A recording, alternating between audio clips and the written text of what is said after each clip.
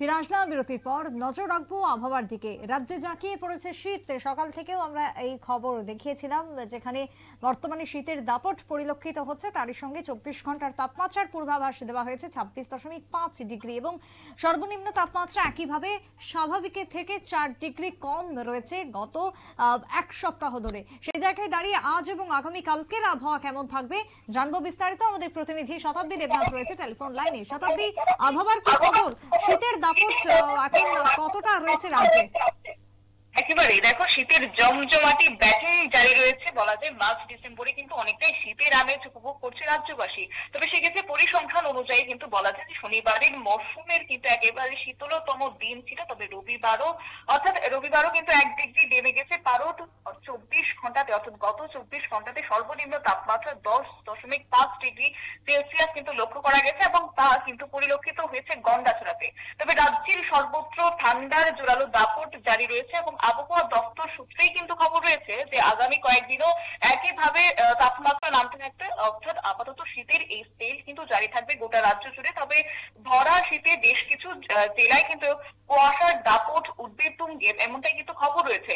কিন্তু সেক্ষেত্রে কনকনে ঠান্ডার দাপটে এটাই বলা যাচ্ছে আপাতত যে বড়দিনের আগে কিন্তু জাঁকিয়ে শীত পড়ছে গোটা রাজ্য জুড়ে, এবং আবহাওয়া দপ্তর সূত্র জানা গিয়েছে যে কয়েকদিনের মধ্যেই কিন্তু আরো পারদ নামতে শুরু করবে, এবং সব জেলাতেই পারদ পতন অব্যাহত থাকবে। তবে পশ্চিমের জেলাগুলোতেও কিন্তু হাড় কাঁপানো ঠান্ডার দাপট চলছে, এবং এবার এই ঠান্ডার কামড় কিন্তু আরো বাড়তে পারে বলেই খবর রয়েছে।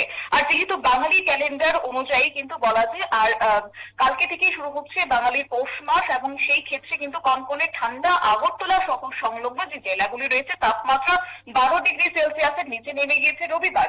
এবং অন্যদিকে যদি লক্ষ্য করি, পশ্চিমের জেলাগুলিতে কিন্তু 10 ডিগ্রি সেলসিয়াসের অনেকটাই নিচে নেমে গেছে, এবং কোথাও কোথাও কিন্তু এই তাপমাত্রার পরিমাণ কিন্তু অনেকটাই নিচে দেখা যাচ্ছে। তবে সেক্ষেত্রে মঙ্গলবার এবং বুধবারের মধ্যে তাপমাত্রা আরো অন্তত 2 ডিগ্রি কমার সম্ভাবনাও রয়েছে। তবে সেক্ষেত্রে আমি যদি রাজ্যের বাইরের দিকে তাকাই, তবে বলা যায় যে দিল্লিতেও কিন্তু একইভাবে ঠান্ডার আমেজ রয়েছে, এবং শুক্রবার মরশুমের সবচেয়ে ঠান্ডা ছিল। ঠান্ডা সকাল রেকর্ড করা হয়েছে, এবং তার পারদ কিন্তু 5 ডিগ্রি সেলসিয়াসের নিচে নেমে গিয়েছিল।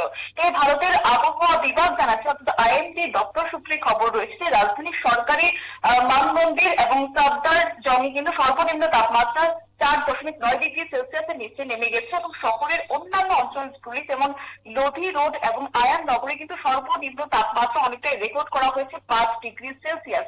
তবে রবিবার দিল্লির কিছু কিছু অংশে কিন্তু কুয়াশা ছেয়ে গিয়েছে। অর্থাৎ আজ সকালে উত্তরপ্রদেশ, বিহার, অসম, মেঘালয় এবং ত্রিপুরার বিচ্ছিন্ন জায়গাতেও কিন্তু হালকা থেকে মাঝারি কুয়াশা কিন্তু লক্ষ্য করা গেছে, এবং আগামী 4 দিনের মধ্যেও কিন্তু অনেকটাই হালকা কুয়াশা থাকবে বলেও কিন্তু খবর রয়েছে।